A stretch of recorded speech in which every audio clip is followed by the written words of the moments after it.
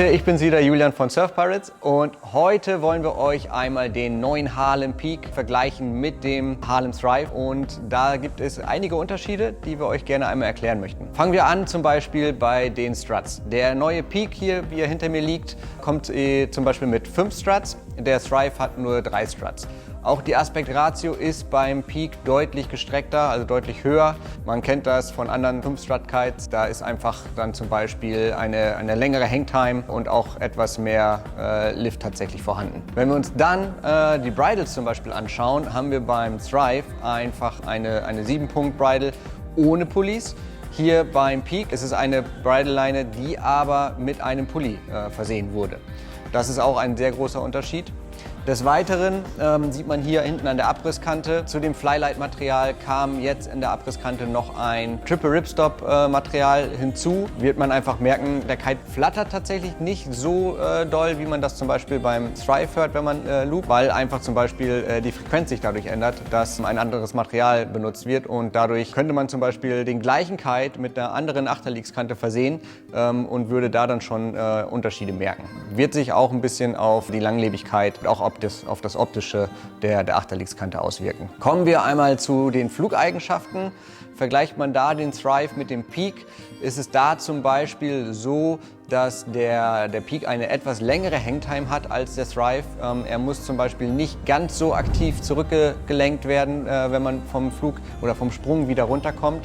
Beim Thrive ist das schon so, wenn man da im Prinzip den höchsten Punkt erreicht hat, muss man auch, damit man eine sanfte und vernünftige Landung hat, am besten den Kite schon frühzeitig wieder zurück Richtung Fahrtrichtung lenken.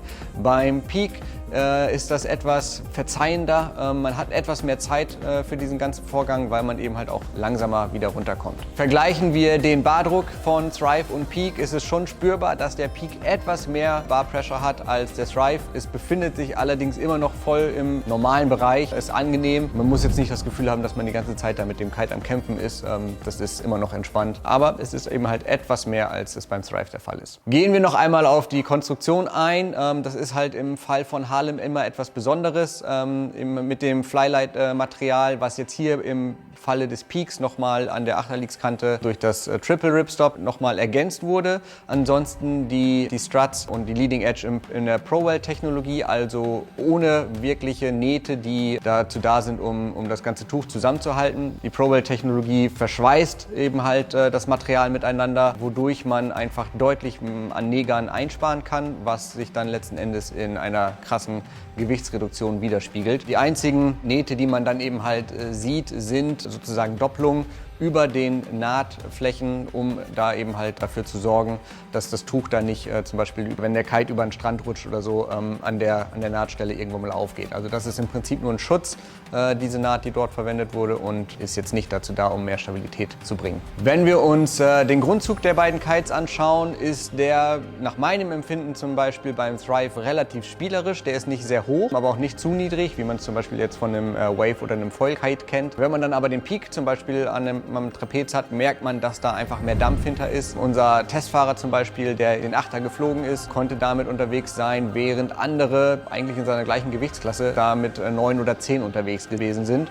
Und sein Feedback war genau die richtige Größe jetzt gerade für die Windverhältnisse. Also das ist auch nochmal eine Geschichte. Für schwerere Fahrer würde ich bei Harlem zum Beispiel auch eher den Peak empfehlen. Und für leichtere Fahrer, sagen wir jetzt mal unter 75 Kilo, würde wahrscheinlich der Thrive etwas angenehmer sein. Ist natürlich auch Geschmackssache, aber das ist so eine kleine Richtung, nach der ihr euch orientieren könnt. Schaut man sich zum Beispiel das Gewicht der beiden Kites an, sind es in der Achtergröße ein Unterschied von 340 Gramm, die man dort eben halt einsparen kann, wenn man zum Beispiel den Thrive nimmt. Der Peak ist dementsprechend halt 340 Gramm schwerer. Wenn man zum Beispiel mit dem Foil auch mal unterwegs sein möchte oder eben halt mit dem Waveboard, ist der Thrive da einfach deutlich besser geeignet, als es der Peak ist. Schaut man sich aber mal allgemein das Gewicht der Harlem Kites an, dann ist es einfach krass, dass sie definitiv mit den Alula Kites von anderen Marken mithalten können. Der Achter hier jetzt hinter mir hat gerade mal 2,5 Kilo. Da sind andere Kites, wenn man da jetzt eine Standardbauweise anschaut,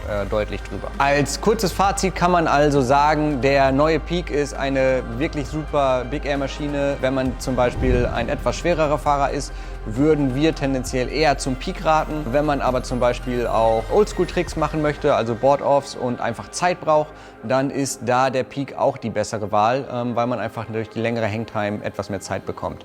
Wenn es um Kite Loops oder Double Loops oder sogar Triple Loops geht, dann ist der Thrive da etwas im Vorteil. Er ist einfach der leichtere Kite, er kann sich etwas besser verwinden, als es der Peak tut, dadurch, dass er nur die 3 Struts hat und hat eine höhere Drehgeschwindigkeit. Nicht nur höher, sondern er dreht auch deutlich enger, als das jetzt hier zum Beispiel beim Peak der Fall ist. Solltet ihr Interesse an dem Harlem Kite Peak oder auch dem Thrive haben und möchtet den zum Beispiel mal testen, dann setzt euch gerne in Kontakt mit uns und wir gucken, dass wir euch da mit dem passenden Schirm ausstatten können. Wenn ihr ein Angebot haben möchtet oder weitere Fragen zu dem Material von Harlem habt, dann wendet euch natürlich auch gerne an uns. Entweder ihr kommt bei uns vorbei hier im Shop oder ihr schreibt uns einfach eine E-Mail oder ruft uns an.